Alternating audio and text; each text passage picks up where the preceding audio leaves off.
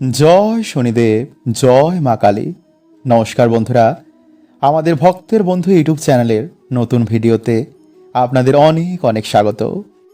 বন্ধুরা, আমাদের সনাতন হিন্দু ধর্মে অত্যন্ত একটি গুরুত্বপূর্ণ দিন হচ্ছে এই ফল হারিণী অমাবস্যা বা জ্যৈষ্ঠ অমাবস্যা। কারণ এই দিনকেই শনি জয়ন্তী মানা হয়, মানে বড় ঠাকুরের জন্মতিথি। এছাড়া এই অমাবস্যায় ভগবান শিব ও মা মহাকালীরও আরাধনার বিশেষ মাহাত্ম রয়েছে।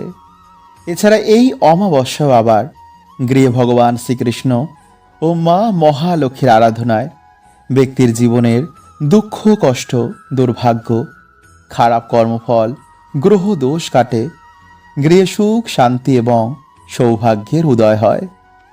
এছাড়া এই দিন যেহেতু বন্ধুরা শনিদেবের জন্মতিথি, তাই এই দিনে কিছু কার্য কিন্তু আপনারা অবশ্যই করবেন এবং বড় ঠাকুরের আপনারা আশীর্বাদ নেবেন।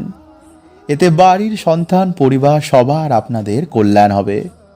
আপনারা নতুন মাস এবং নতুন বছরে ভালো থাকবেন। তাই আজকের এই ভিডিওতে বন্ধুরা আমরা জানব যে এবছর 2026 সালের ফল হারিণী অমাবস্যা কবে পড়েছে, ফল হারিণী অমাবস্যার সময়সূচি, পুজো এবং স্নানের শুভ সময়, এই দিনে কোন ফল আমাদের গৃহে আনা উচিত, এই দিনে কি খাবেন কি খাবেন না, কি করবেন কি করবেন না, এই দিনে কি দান আমাদের অবশ্যই করা উচিত এবং শনি দেবের কৃপা পাওয়ার জন্য কিছু বিশেষ টোটকা, এবং বাড়িতে এই দিনে আপনারা কি অবশ্যই জ্বালাবেন। তাই মন দিয়ে কিন্তু ভিডিওটি পুরো দেখুন। আর ভালো লাগলে এরকম আরও ভিডিও পেতে আমাদের চ্যানেলটি বন্ধুরা আপনারা সাবস্ক্রাইব করে আমাদের পাশে থাকবেন এবং কমেন্টে একবার অবশ্যই আপনারা লিখুন জয় মা কালী, জয় শনিদেব। বন্ধুরা, আমাদের শাস্ত্র অনুসারে এই ফল হারিণী অমাবস্যার রাতে মা মহাকালীর শক্তি বিশেষভাবে জাগৃত থাকে। ফলে এই দিনে ভক্তি ভরে মায়ের পুজো করলে, মায়ের নাম স্মরণ করলে আমাদের পাপ ক্ষয় হয়, অশুভ শক্তি দূর হয়। ফলে সংসারের অশান্তি, অর্থ সমস্যা, বাধা বিঘ্ন, শত্রু সমস্যা, রোগ ব্যাধি নাশ হয়ে যায়। যা শুরু হচ্ছে বন্ধুরা আগামী শনিবার 16ই মে ভোর 5:11 থেকে শনিবার শেষ রাত্রি 1:31 ফলে 2026 সালে 16 তারিখ শনিবারই এবছর ফল হারিণী অমাবস্যা পালিত হবে এবং এই দিনই অমাবস্যার দান, পুণ্য, স্নান, পুজো অর্চনা সম্পন্ন হবে। ফলে স্নানের শুভ সময় হচ্ছে ভোর 5টা থেকে শনিবার সকাল 6:15 পর্যন্ত এবং মা মহামায়ার, মা মহাকালীর পুজোর শুভ সময় হচ্ছে সন্ধ্যে 7টা থেকে শনিবার রাত্রি 1:51 পর্যন্ত।